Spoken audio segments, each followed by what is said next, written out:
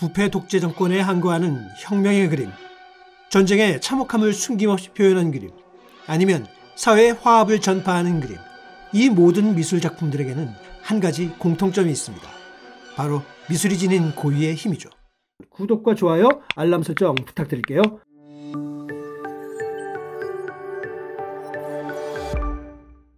안녕하세요. 언제나 어려운 미술을 쉽고 재미나게 풀어드리는 레차트의 대원쌤입니다. 여러분, 우리가 사랑하는 미술의 매력은 무엇일까요? 다양한 매력 중에 우리가 잘 인지하지 못하는 아주 중요한 매력을 오늘 소개할까 하는데요. 바로 미술이 지닌 전달의 힘, 즉 사회적 메시지를 전하는 매력입니다. 미술은 사회적 메시지를 표현하는 강력한 도구가 될 수 있으며, 화가는 이를 통해 복잡한 문제를 탐구하고 사회적 규범에 도전하고 변화를 옹호할 수 있으며, 종종 중요한 주제에 대한 대화를 촉발하고 대중의 인식을 높이는 데 큰 도움이 되기도 합니다. 이는 역사적으로 미술이 정권의 부패를 알리고 자유혁명의 정당성을 공개적으로 인정하는 그림이 있는가 하면 정권의 이념을 선전하고 대중을 조종하려는 프로파간다의 도구로 사용되기도 했죠. 그렇다면 왜 미술이 사회적 메시지를 내는 도구가 되었을까요? 우리가 사는 지금의 세상은 기술의 급속한 발달로 인해 SNS와 같은 수단으로 자신의 메시지를 알리고 대중 간에 소통하는 힘이 빠르고 강력해졌는데요. 하지만 과거에는 그런 파급력을 지닌 수단은 극히 제한적이었는데 미술이 사회적 메시지를 내는 중요한 방법이었습니다. 예를 들어 신문의 만평이 사회적 이슈를 판화라는 인쇄 방법을 통해 정치, 사회적 이슈를 풍자적으로 신속하고 폭넓게 대중에게 알리게 되었죠. 근데 과연 그림으로 메시지를 전달했을 때의 이점은 무엇일까요? 미술은 언어나 글자가 지니지 못한 최고의 장점이 존재하는데요. 언어는 국가 또는 민족마다 다르고 언어에 따른 메시지는 어느 정도 이해되긴 하지만 언어 장벽으로 인해 이해와 전파의 능력에 한계가 있습니다. 반면 미술은 언어의 장벽이 없다는 점이 가장 큰 장점이며, 심지어 이해를 넘어서 인간의 감정을 움직이는 힘을 가지고 있죠. 예를 든다면 적군이 침략하여 총과 칼로 서민을 학살하였다라는 메시지를 언어로만 접한다면 그것이 얼마나 끔찍한 일이고 비극적인지 우리들의 머릿속에 각인되기는 어렵습니다. 하지만 빨간색의 피가 흐르고 끔찍한 희생자의 표정을 묘사한 그림을 본다면 그를 모르는 사람까지도 엄청난 충격을 받을 겁니다. 바로 색, 주제, 표정, 질감, 구도 등의 미술의 기본적인 시각 요소가 존재하기 때문이죠. 그럼 미술을 사회적 메시지로 활용하는 화가들의 의도는 무엇일까요? 대체적으로 화가를 포함한 예술가들은 자유로운 성격과 문제점들을 다른 각도에서 보는 성향이 있습니다. 이에 일반적인 사람들이 바라보는 사회와 자유로운 작가들의 시각은 그 차이가 있을 수 있습니다. 예를 든다면 스페인의 작은 마을 게르니카를 폭격하여 주민을 학살했던 프랑코의 파시스트 정권과 히틀러의 나치 정권에 항쟁하여 피카소는 게르니카를 파리 세계 박람회에 알리기도 했죠. 그리고 그 이후에도 독재에 대한 개인적인 이념과 신념을 표현한 대표적인 작가로 한국 전쟁에서의 민간인 학살 사건을 그리기도 했습니다. 그는 사회주의 이념을 그의 그림에 적극적으로 나타냈던 것이죠. 그리고 그는 죽을 때까지 그의 고국 스페인으로 돌아가지 않았고, 게르니카는 독재 파시스트 지도자 프랑코가 사망한 후에야 스페인으로 반환되었습니다.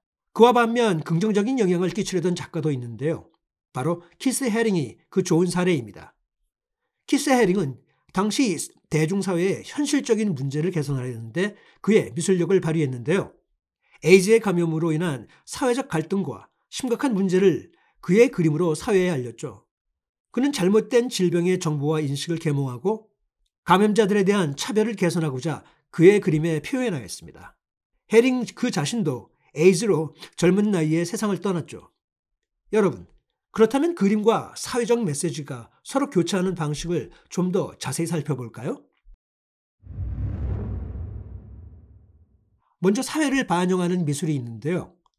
미술은 종종 그것이 창작된 사회와 문화를 반영하는 거울 역할을 하여 그 사회의 가치, 신념, 열망을 반영하기도 합니다.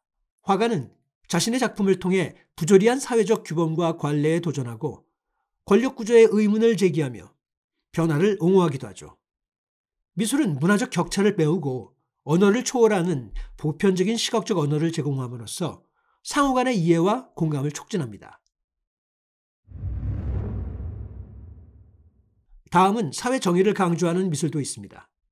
사회 정의 미술은 사회 문제에 대한 메시지를 퍼뜨리고 인식과 행동을 촉진하는 것을 목표로 하는데요.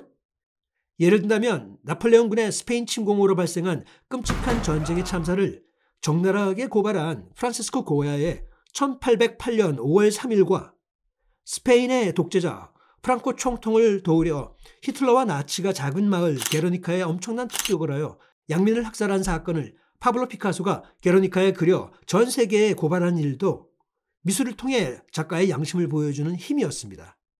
이는 인간의 가장 치명적인 이기적이고 공격적인 본성으로 인한 폭력적인 전쟁에 둘러싸여 있음을 지적하는데요. 이때 왜 그림들처럼 그 잔혹성을 강렬하게 알리는 시각적 메시지가 사회 정의의 미술의 역할이 되는 것입니다. 또 다른 예로 위젠 델라크루아의 자유가 인민을 이끈다를 보면 극도로 부패한 정권의 억압에서 벗어나 전 국민적 자유혁명을 선전하고 그 정당성을 극적으로 표현한 작품입니다. 여기서 그의 표현 방법이나 상징 등은 작가가 의도하는 방향으로 사용되어 결과물로 표현됩니다. 이 그림에서 델라크루아는 자유의 여신을 정 가운데에 등장시키고 일반 대중을 상징하는 대표적인 인물들을 한 방향을 바라보고 전진하도록 그렸습니다. 그리하여 남녀노소를 균형 있게 등장시키며 혁명은 온 국민이 갈망한다라는 정당성을 강조하였습니다. 그런가 하면 사회적 대화를 촉발하는 미술의 힘을 보여주는 작품들도 있는데요. 미술은 사람들의 감정을 사로잡고 말로 표현하기 어려운 내용을 한눈에 알기 쉽게 하는 힘을 지닌 인간만의 능력입니다. 이는 문제의 배경과는 관계없이 사람들을 하나로 모아 수용과 이해의식을 키울 수 있기 때문이죠. 이런 미술이 행사하는 사회적 메시지의 힘을 잘 보여주는 사례들은 여러 작품에서 보여지는데요. 사회적 메시지를 전하는 작품들 중에는 무조건 공격적이거나 직접적인 표현만 있는 것은 아닙니다. 조선시대 반상의 차별과 양반의 부조리를 간접적으로 풍자하는 김홍도의 타작이 논란의 중심에 있긴 하지만 분명히 분주히 타작에 몰입하는 농부들과 양반을 대신하여 그들을 관리 감독하고 있는 느긋한 마름의 관계와 심리를 직설적인 묘사가 아닌 돌려서 당시대의 현상을 풍자 묘사하는 것도 한국 풍속화의 특징이라 할 수 있습니다. 다음은 프로파간다에 사용되는 미술을 보시죠. 이 그림은 구소련 시대 공산주의 정권을 찬양하고 인민들의 당에 대한 이상적인 충성을 선동하는 그림입니다. 왼쪽의 그림 모국이 부른다는 2차 세계대전 당시 소련이 징병을 정당화하고 원활하게 하기 위해 제작되었고, 오른쪽에 말하지 마세요 역시 2차 세계대전 중 방첩 포스터로 제작되었습니다. 즉 정권의 정당성과 충성심을 극적으로 대중에게 선동하기 위한 미술의 결과물들이라고 할 수 있습니다. 이 점은 소련만 해당되는 것은 아니죠. 서방 세계를 리드하던 미국의 경우에도 이런 포스터 아트가 흔했는데요. 대표적인 포스터 아트에는 우리는 당신을 원해요라는 모병 포스터가 유명합니다. 포스터 외에도 노먼 로크웰의 작품은 아주 부드러우면서도 세련되게 사회적 이슈에 대해 메시지를 남긴 작품입니다. 로크웰의 1963년작 우리 모두가 살아가는 문제라는 그림이 있는데요. 이 작품은 60년대에 미국이 가장 혼란스럽고 갈등이 심하던 인종차별 문제를 은유적으로 담았습니다.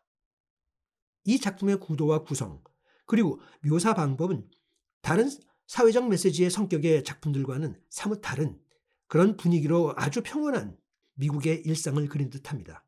하지만 정 가운데 예쁜 흑인 소녀가 그려져 있고 얼굴이 없는 성인 남성들이 소녀의 주위를 에워싸고 있는데요. 얼굴을 그리지 않은 점은 여러 가지로 작가 로켈의 의도가 숨어 있습니다. 이들은 성인이고 백인입니다. 그런데 이 백인 성인 4명이 왜 이 흑인 소녀가 그려진 그림에 등장한 걸까요? 해답에 대한 단서는 성인 남성들 상체와 팔에 그려진 상징물들이 그 단서를 줍니다. 바로 미국 연방 보안관들이 흑인 소녀의 등교를 경호하는 상징적인 장면을 그린 것이죠. 여기서 등장하는 가운데의 흑인 소녀는 실제 사건의 주인공으로 흑인이 백인 전용의 학교에 처음으로 등교하여 수업을 받도록 한 법 집행을 하는 역사적인 장면을 그린 것입니다. 이 그림의 주인공인 루비 브릿지의 실화를 화가의 작가적 시점으로 묘사한 대표적인 작품이었던 거죠. 이렇듯 미술은 그냥 아름다움만을 표현하는 것이 아닙니다.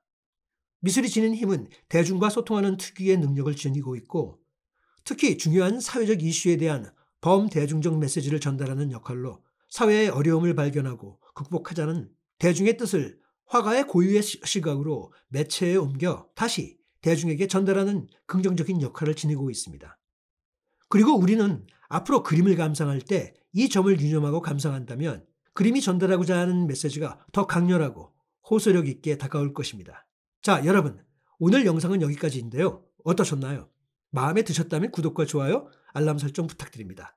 그럼 더 좋은 영상으로 다음 영상에서 뵙겠습니다. 안녕!